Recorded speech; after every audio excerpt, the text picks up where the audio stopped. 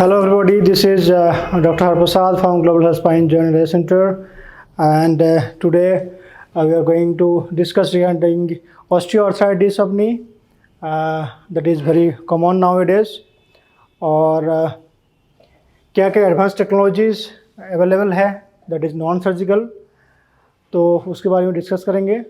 Video थोड़ा सा lengthy होगा माइट बी। तो as you can see, this is the normal joint और a degenerative joint है। as you know that जो osteoarthritis है एक degenerative joint condition होता है, और जिसमें एजिंग के साथ साथ अनइवन तरीके से बोन ग्रो करने लगते हैं, as you can see in this videos।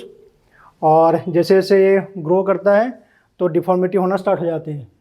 as you can see in this photos, जैसे जैसे डिजेनरेशन बड़ा है और आपका नी जो है डिफॉर्म होने लगा और अलाइनमेंट इससे ख़राब होने लगा, तो इस तरह बोइंग हो जाते हैं एग्जैक्टली। और जैसे जैसे बढ़ेगा इसका, तो दिस इज एग्जैक्टली ग्रेड 4 है, तो ग्रेड 4 में यूजुअली इस तरह बोइंग हो जाते हैं पैर इस तरह ना, तो देख के मालूम पड़ जाते हैं जो ये इसको ऑस्टियोआर्थराइटिस हो रखा है बोल के।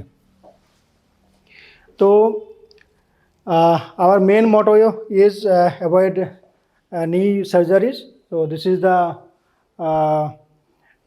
one concept of avoid knee surgery. Why replace when we can repair, regenerate, regrow. So what are the causes of osteoarthritis? The main cause usually aging के साथ होता है। जैसे जैसे एज बढ़ेंगे डिजेनरेशन स्टार्ट हो जाते हैं, बिकॉज एज होना ही है, चाहे बोन हो चाहे स्किन हो, चाहे हर एक चीज़ के एजिंग होना ही है। तो यूजुअली आफ्टर 40 ईयर्स धीरे धीरे बोन डिजेनरेशन स्टार्ट हो जाता है। देन आपका अगर कोई इंजरी वगैरह होता है तो इन दैट कंडीशन आपका अगर सपोज कहीं ट्रॉमा हुआ तो in that condition inflammatory response बढ़ते हैं और धीरे धीरे आपका डिजेनरेशन स्टार्ट हो जाते हैं। फिर ओबेसिटी, अगर काफ़ी ज़्यादा वजन है तो दैट कंडीशन क्या होता है, नी के ऊपर काफ़ी ज़्यादा प्रेशर पड़ता है, काफ़ी लोड आते हैं और जॉइंट के वेयर एंड टियर होता है, कटलेज रप्चर होता है और ऑस्टियोआर्थराइटिस का प्रोसेस स्टार्ट हो जाते हैं। साथ साथ आपका अगर यूजुअली फीमेल में सबसे ज़्यादा होता है बिकॉज ऑफ हार्मोनल चेंजेस और रॉन्ग पोस्चर के वजह से भी होता है। रिपीटेटिव इंजरी, जो लोग स्पोर्ट्स खेलते हैं रिपीटेटिव नी इंजरी होता है, उसमें भी होने के चांसेस काफ़ी रहता है यूजुअली। तो what are the main symptoms, आपको कैसे मालूम पड़ेगा आपको ऑस्टियोआर्थराइटिस हो रहा है? तो यूजुअली आपको जो नी जॉइंट है उसमें आपका एक आवाज़ करेगा जिसको हम लोग क्रेपिटस कहा जाता है, और स्नैपिंग अगर जो आप टच करके उसको करेंगे तो एक आवाज़ सुनाई देंगे आपको, और जिसको हम लोग क्रेपिटस कहते हैं एग्जैक्टली। फिर स्टिफनेस होगा, जॉइंट के जो मोबिलिटी है वो इतना नॉर्मल नहीं रहेगा, स्टिफ होगा वो। फिर आपका पेन और डिस्कम्फर्ट रहेगा, जो आप चलेंगे या तो स्टेयर क्लाइंबिंग करेंगे या तो आप जो लॉन्ग सिटिंग करेंगे, नीचे अगर ज़मीन पे बैठेंगे उठेंगे तो काफ़ी पेन होगा। साथ साथ वीकनेस होगा, आपका जो नी के मसल्स होता है, या क्वाड्रिसेप हो गया, हैमस्ट्रिंग हो गया, तो इसके मसल्स के जो स्ट्रेंथ होता है वो यूजुअली कम हो जाते हैं। साथ साथ आपको मालूम पड़ जाएगा एक जिसको हम लोग नी इफ्यूजन कहा जाते हैं, सूजन जो होता है एग्जैक्टली, तो आपको इस तरह सूजा हुआ मिलेगा नी के सराउंडिंग में आपको सूजन दिखेगा, जिसको हम लोग इफ्यूजन कहते हैं मेडिकल लैंग्वेज में, वो सूज जाते हैं एग्जैक्टली।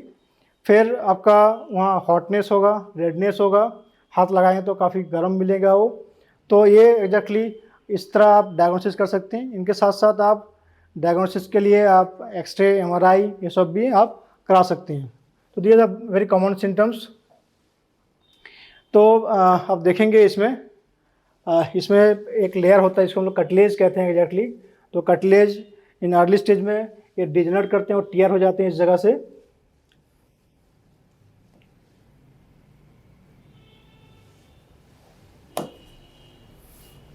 अब देखेंगे ये कटलेज होता है एग्जैक्टली, और ये यहाँ से टियर हो चुका है, ये कटलेज सब टियर होता है और ये रप्चर होके ये ब्रेक डाउन हो जाते हैं और ये इन्फ्लेमेटरी रेस्पॉन्स को क्रिएट करते हैं। साथ साथ जैसे जैसे आपका स्टेज बढ़ेंगे आपका, तो ऑस्टियोफाइट्स फॉर्मेशन होता है, न्यू बोन फॉर्म होना स्टार्ट हो जाते हैं इस जगह से। आप देखेंगे ये न्यू बोन फॉर्मेशन, जिसको हम लोग ऑस्टियोफाइट्स कहा जाता है। साथ साथ क्या होगा, जैसे और टाइम बीतेगा, जो हमारा गद्दी होता है एग्जैक्टली, जिसको हम लोग मिनिस्कस कहा जाता है exactly, this is the meniscus. अब देखेंगे एक ब्लू कलर का स्ट्रक्चर होता है, जिसको आम लैंग्वेज में हम लोग गद्दी कहा जाता है नी के, जिसको मिनिस्कस कहते हैं। ये भी रप्चर होना स्टार्ट हो जाते हैं। तो लॉन्ग टाइम में जैसे जैसे एज बढ़ेगा और ऑस्टियोआर्थराइटिस आपका होंगे, तो स्ट्रक्चर, जितने भी स्ट्रक्चरल है, सपोज मिनिस्कस है, आपका कटलेज हो गया, आपका जो लिगामेंट्स वगैरह, सब धीरे धीरे फ्रेजाइल होना स्टार्ट हो जाते हैं और डिफॉर्म होना स्टार्ट हो जाते हैं। डिफॉर्म इन द सेंस, इनके जो अलाइनमेंट है वो सही अलाइनमेंट में नहीं रहता है, ये डिफॉर्म होना स्टार्ट हो जाती है। So guys, this is the stages of osteoarthritis. आप देखेंगे 4 स्टेज होता है यूजुअली। तो जो पहले वाला है, आप देखेंगे this is the normal bone, इसके अलाइनमेंट बिल्कुल नॉर्मल है और इसमें जॉइंट स्पेस वगैरह बिल्कुल नॉर्मल है, इसमें कोई दिक्कत नहीं है।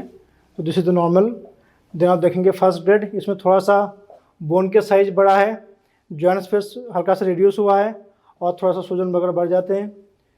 सेकेंड स्टेज में आपका जॉइंट स्पेस और रिड्यूस हो जाते हैं, पेन बढ़ते हैं और बोन के जो साइज है, टिबिया और आपका जो फीमर होता है उसके साइज भी काफ़ी कॉन्डाइल का बढ़ जाते हैं। थर्ड स्टेज में स्टेज बिल्कुल रिड्यूस होता है और जो कटलेज वगैरह है बिल्कुल रप्चर हो जाते हैं और जॉइंट स्पेस बिल्कुल ही ना के बराबर होता है। और चौथा स्टेज में बिल्कुल डिफॉर्म हो जाते हैं, बोन एक दूसरे से टक करता है इस तरह और डिफॉर्म होना स्टार्ट हो जाते हैं, बिल्कुल ही इस तरह डिफॉर्म हो जाते हैं, बोइंग जिसको हम लोग यूजुअली कहते हैं। So what are the most advance technologies available है नाउ डेज, और जो कि हम लोग विदाउट एनी सर्जरीज हम लोग नी के जो ऑस्टियोआर्थराइटिस है उसको ठीक कर सकते हैं। सो in Global Health Spine Joint and Laser Center, Delhi and Haldwani, we have most advanced technologies like this is orthotipsy. As you can see, I am doing over here. This is the patient और orthotipsy कर रहे हैं हम लोग यहाँ।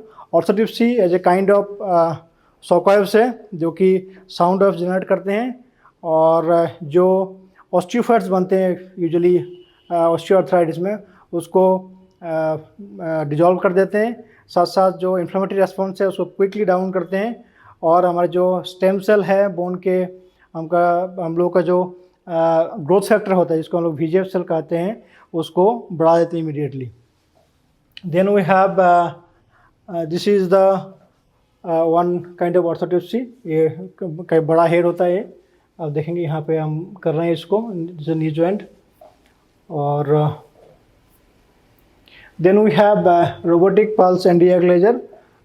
This is the most high power laser in the world. और ये आप देखेंगे नी पे यहाँ पे किया जा रहा है, ये एग्जैक्टली स्कैन करते हैं पूरा नी को और साथ साथ ये जो जॉइंट की इफ्यूजन होता है और इन्फ्लेमेटरी रेस्पॉन्स होता है उसको बहुत ही इमीडिएटली डाउन कर देते हैं। ये बहुत स्ट्रॉन्ग एक्टिंग करते हैं, 1000 टाइम देन द मेडिसिन से काफ़ी ज़्यादा एक्टिंग करते हैं स्ट्रांगली। और इसमें अलग अलग मोड होता है, अलग अलग मोड पे हम लोग इसको कर सकते हैं। जैसे पॉइंटेड मोड होगा तो बहुत डीप पेनिट्रेशन होगा इसके, और हम लोग पूरा स्कैन करके भी जो लेजर के फोटोन से उसको इन्फ्यूज़ कर सकते हैं। Then we have Hero TT laser. Hero TT is the most advance and high power laser in the world. और ये काफ़ी पावर है इसका, मोर देन 3000 वाट की मशीन है और ये इमीडिएटली पेन को सबसाइड करते हैं और जॉइंट को रिपेयर रीजन करते हैं। लॉन्ग टाइम में इवन कटलेज को भी हम लोग रिपेयर कर सकते हैं। Then we have chill therapy. The chill therapy, this is combination with 4 different kinds of wavelength इसमें काम करते हैं, एक साथ 4 wavelength लेजर जो है काम करते हैं with cryoshock। तो this is also a very advance technology जो कि नी इंजरी के लिए और नी ऑस्टियोआर्थराइटिस के लिए यूज होता है। Then we have focus shockwave that is made by BTL। Focus shockwave usually जो क्रिपिटास वगैरह होता है और बहुत क्विकली जो साइनोवियल फ्लूइड्स है उसको रिपेयर रिजनरेट कर देते हैं। So guys, this is all about osteoarthritis knee. तो अगर ऑस्टियोआर्थराइटिस आपको है तो उसमें मेडिसिन और सर्जरी के लिए जाने की ऐसा कोई ज़रूरत नहीं है। Without any surgery, with the help of advance technology हम लोग उसको रिपेयर रिजेनरेट कर सकते हैं, चाहे वो किसी भी स्टेज में हो। और हम लोग का एक सलाह यही है, आप जितना क्विक आप दिखा पाएंगे उसको, उतना बेहतरीन रिजल्ट्स हम लोग दे पाते हैं। बिकॉज ऑफ अर्ली स्टेज में इसको करेंगे तो 100% रिजल्ट्स इसमें हम लोग दे पाते हैं। और मेडिसिन यूजुअली बहुत ज़्यादा काम इसमें करते नहीं हैं। पेन को ज़रूर थोड़ी देर के लिए सबसाइड कर देगा, लेकिन जो बोन के अंदर जो केमिकल चेंजेज आते हैं वो सबको रोकने के लिए एडवांस टेक्नोलॉजी के जरूरत पड़ता है।